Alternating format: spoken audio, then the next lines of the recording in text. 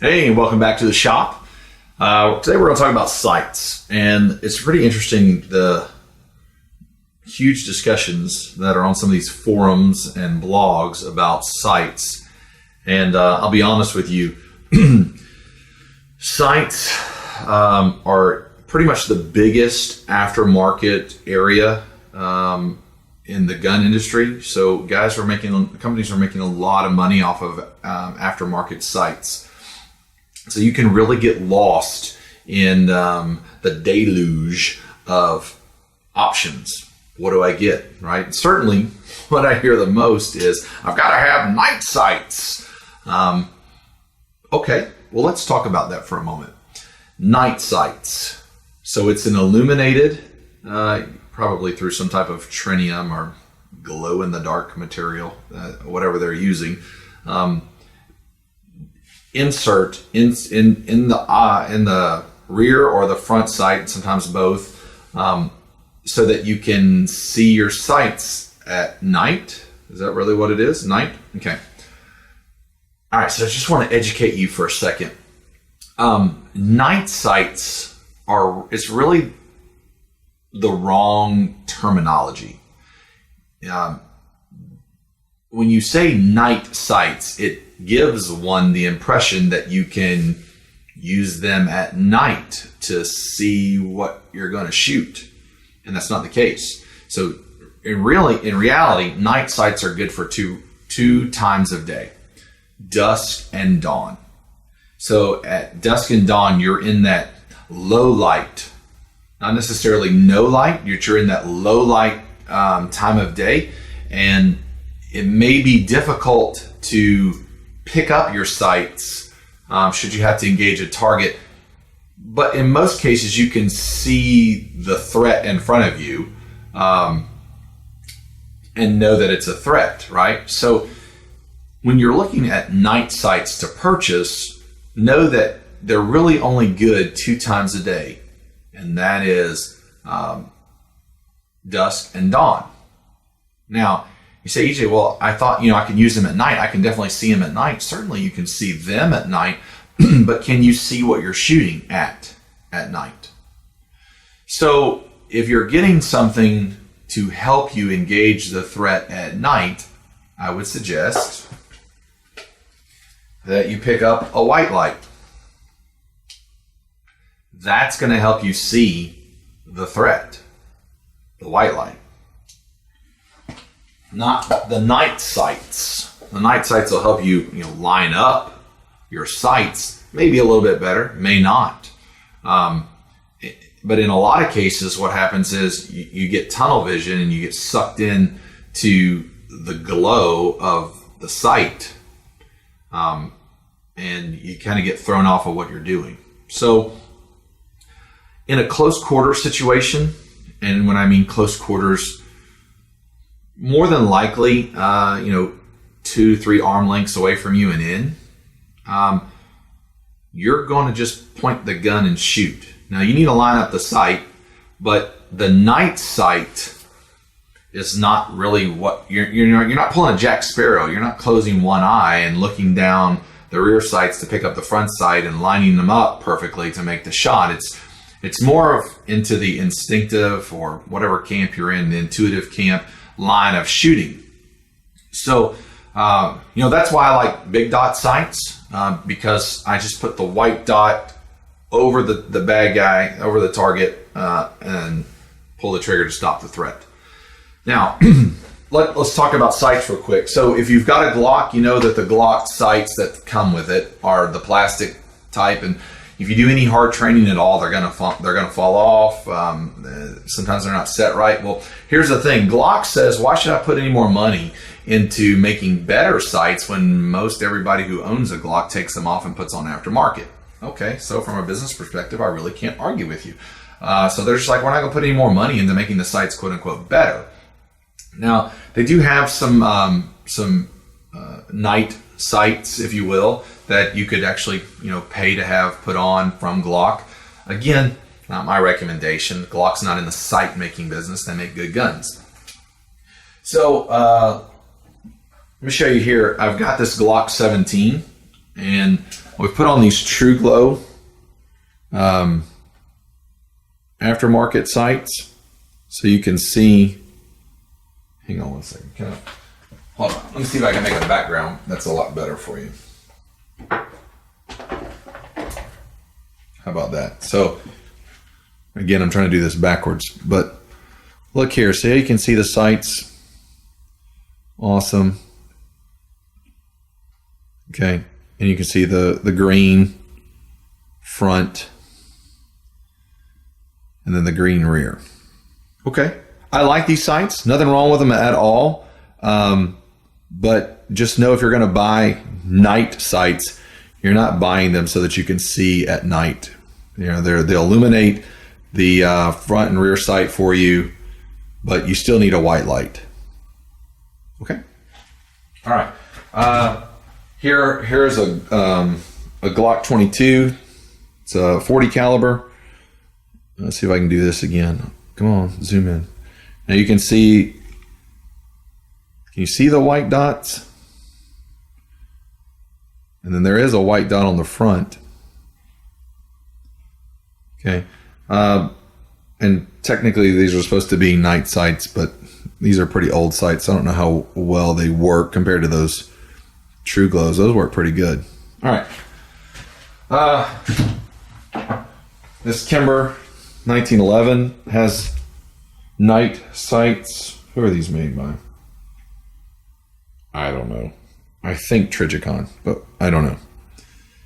Anyway, you really can't pick them up as well as you can those True Glows.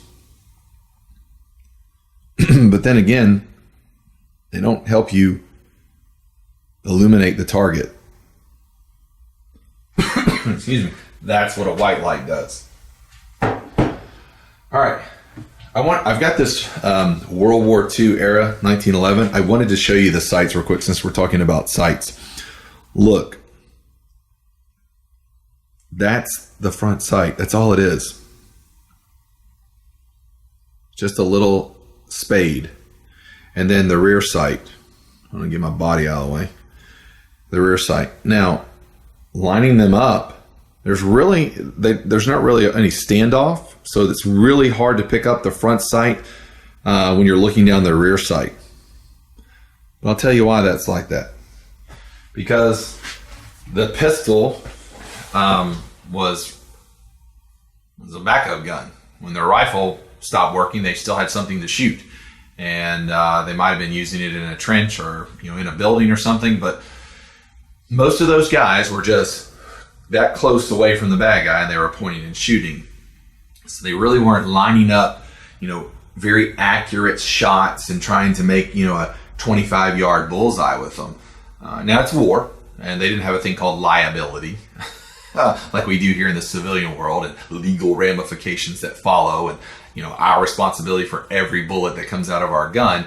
But nonetheless, what I'm talking about is the use. Okay, so sights really weren't that important, but now as we've come up into the modern age, and liability, and more people are carrying guns, thank God. But this liability issue, then the sight market really started to blossom. And then comes into the competition era and these competition sights. So I've got, where'd it go? Here it is. I don't mind telling on myself. I use competition sights on my Glock 19 when I teach the Modern Warrior courses. But I have a good reason why I do that. Okay. So what makes up a competition sight in all reality is how thin the front sight is. It's really thin, so that you can pick up. I'm not good at this. This is really difficult, y'all. I promise you, it's really difficult. But see how much white you can see on the left and the right of the front sight? That's so that you can make more of an accurate, longer range shot. Okay, so when you're looking down range, the target obviously gets smaller the farther you get away, right? So what you can do is, with an opening on the left and the right in the rear sight, you can see more to the left and the right when the front sight post is on that target. So with some of these other, let's see, like I'll show you this Beretta. Like, look at the front sight here. So what happens is the front sight's really big and it occludes the target. Now what this Beretta did is they opened up the rear sights. And so you can see a lot of white on the left and the right. Sometimes they'll be called combat sights. But nonetheless, when you have sights where when you line up the rear and the front, there's no space in between. You see no daylight from from one side of the rear sight, the front sight post, and the other side of the rear sight. You see no daylight. Okay, but then what your competition does is it gets the really thin front sight post so that you can see to the left and the right, so you know when you line up that shot that you're not off. Okay, so the reason that I carry those type of competition sights is because I like to show what trigger control and proper grip and sight alignment does. And what I'll do is, like, I call them circus tricks because that's all they are. They have no practical purpose, but people like to see them, and it reinforces a point. So what happens is I'll take like a 100-yard shot on a piece of 12 by 12 steel. And what I'll do is I'll hold it upside down and I'll pull the trigger with my pinky. So I'm lining up the sights, upside down. So, okay, outside of it being a circus trick, my point is that no matter how you line the sights up, if you line them up correctly over the target, whether your gun's upside down or on its side or, vertically like we like to shoot, and you use a proper grip and trigger control, the bullet will go there. So like I said, it's just a circus trick, and I like to show that, but it's hard to do that when the sights occlude the entire target. So I try to get those competition sights where I can really see. But what do I carry? Well, I carry a Glock 19, obviously, you should know that by now, but I carry big dot sights. Okay. So you see that big dot, and then the rear sight really doesn't have a whole lot going on, right? That's so that in that heat of the moment, and I press out on that target, then all I have to do is, using my peripheral, using the front, my front vision, I can still see the bad guy, and I can overlay the white dot on top of the bad guy, and then I know I'm lined up and pull the trigger. And my eye doesn't have to go searching for it. I don't have to find something really, really thin or this other type of square that I might be lined up. It's just a big circle. Put the circle over the bad guy, and you're clear. As long as the bullet's not going to travel through the guy and hit somebody in the rear. Always be aware of your target, what's in front, what's behind. Man, just put the white dot on and go to town. Do your business. So that's why I like the big dot. Those are XS big dot sights. So here's what I would tell you. If you don't like the sights that are on your gun, tell me why. Well, why do you not like them? And here's where we try to grow that sheepdog mindset. Okay, the sheepdog mindset, of protection and protecting others and protecting yourself really becomes a scholar relative to the defensive tools that you use. So if you're a practitioner of your art, you're going to know the reasons why. It's not just an emotional reaction. I just don't like them. They're not that good. I can't shoot very good with them. Okay, well, tell me why. Well, this front sight post occludes the target when I'm trying to make a longer shot. Got it. Sounds good to me. Don't really like the rear sight. It appears to be too busy for me. I have a hard time picking up the front sight post and lining up. Got it. Sounds great. Well, let's move on to something that can fit your needs. Okay. I may not like the night sights because they glow way too much, like those True Glows do. Okay. Sounds great. You have a reasoning why. It's not just because I don't like them. You know what I'm saying? I just get out here and shoot my thing, and then I don't know. I just don't like it. Okay. So understand why you don't. And then when you know why you don't like that, then it helps you find a sight that fits what you do need. Right? So again, like I was able to tell you, I use the competition sights for teaching a class, but then I carry big dots on my concealed carry gun. and I told you why. So that's what I want from you. I want you to be able to talk intelligently about what you do like and what you don't like. Okay? So again, sights we're looking at for night sights. If you want those, I don't have a problem with night sights. I mean, buy them. I mean, they're obviously a lot more expensive than regular sights. They make you feel all warm and fuzzy inside, and I like that feeling. So my XS Big Dots are night sights. Okay? So I'm not talking down about something that I don't do. All right? I put them on there. Whatever, I'll take the advantage I can get at dusk and dawn any day of the week. But just, I know why I'm buying night sights to help me during dusk and dawn. And maybe, the pitch black scenario, but I'm still using a white light. The white light is actually more important, far more important than night sights when it comes to, say, a home defense situation or self-defense situation at night, say in a parking lot or something or a place that's just dimly lit. So just don't fool yourself thinking that night sights are going to be the answer. They're not. All right. Putting on sights can be kind of difficult. So if you are not competent, don't worry about it. It's not a problem. Take it to your local gunsmith and they can do it for you, because sometimes you need some special tools. And then if they're going to do it, make sure that they lock tight those sights down once you've got them zeroed in. So I had a friend of mine, he just bought a brand new Glock 19, just got a CCW permit, man, couldn't be happier. But we've been to the range a couple times to shoot, and he keeps shooting low left. Well, of course, every instructor is going to say, well, low left, this is the reason why. Well, then I shoot the gun, and it's low left for me. And I'm not trying to be arrogant, but I kind of know what I'm doing. Well, what did I do? I move his rear sight over just a hair, I take a drift and a little hammer and I just kind of bump it twice, line it back up, we go reshoot it, and it's dead on. But when he was talking about, I hate these sights don't work, okay, I'll kind of give it to you that they don't work. I mean, they do work. You're lining up a shot. They're just not going where you want them to go, where they should go, and you have done everything to do that is right. Okay, well, that's kind of different than they just don't work. So make a little adjustment on the rear sight, and man, if they're not lined up, I mean, there's nothing wrong with them now. So if you might be having that situation, take it to a pistol smith. Be aware. Let me finish that thought. Take it to a pistol smith or a gunsmith, and they should be able to take care of you. Okay. Here's my thought. Be aware of Joe, the next door gun plumber, who says he knows all about guns. He could end up marring your gun. He may decide, instead of taking a plastic drift or a sight adjustment tool, he's just going to take his handy dandy red screwdriver that I pulled out of the toolkit and a hammer and try to whack it over. Ugh. How do I know that? I've seen it.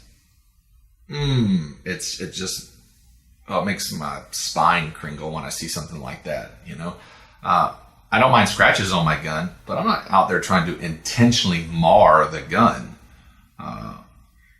Okay. Anyway, I've seen it before, and you might know what I'm talking about. Okay. So there are sight tools that you can use, and a lot of them are specific to the gun that you have. So Glock recommends their own sight tool, but there are many aftermarket sight tools that are out there that could be used. Just make sure that it's the right sight tool for your gun. Okay. And then reiterate, make sure that once you've got everything copacetic with them, that you lock tight those things down so they don't come off, you don't move, whatever. And lastly, if you do have plastic sights, you may want to think about replacing those with some type of metallic sights, because they're going to hold up a lot better, especially if you start training hard and you're doing one-handed manipulation of the gun. You use the rear sight to do some one-handed reloads. You may run the rear sight off of a door jamb or a car door, maybe off of your belt, and those plastics are just going to pop right off. So if you have a brand new Glock, I'm talking to you. So if you're going to get the metal ones, here's what I recommend. Get the metal ones. So let's orient the gun correctly. So right here, make sure it's flat. Can you see it? Let me get out of the way. Make sure it's flat. And that way, if you have to rack it off of your belt, it'll work for you. Now, let's go back here to the 1911. Look at these sights. See how they have a ramp? Makes it kind of difficult to catch something and rack the slide on. I mean, it can be done, and more than likely you're going to have to do the front sight, which there's more surface area. So in essence, there's more mass, which means it's less likely to pop off than the front sight, and you might damage the front sight. If nothing else, just get it cattywampus there in the dovetail. And then now your shot's off. So if you're going to get the metal sights, get the ones that have the flat front on them. And when you start doing your one-handed manipulations, it'll work great for you. Again, you make sure that those things are locked, tighted down as well. All right, so that's kind of a nutshell on sights. I will tell you too that there's a lot of marketing behind sights. Kind of like what there is in the workout product stuff that you can buy, like GNC or something. You know, they use the right colors and the right type of uber or hyper masculine marketing scheme behind it, because if it looks great, it must work great. I'll tell you, look past the marketing and look for a sight that fits your needs. All right, guys. Well, thanks for joining me here in the gun shop, and we'll do it again. As always, stay alert and practice often.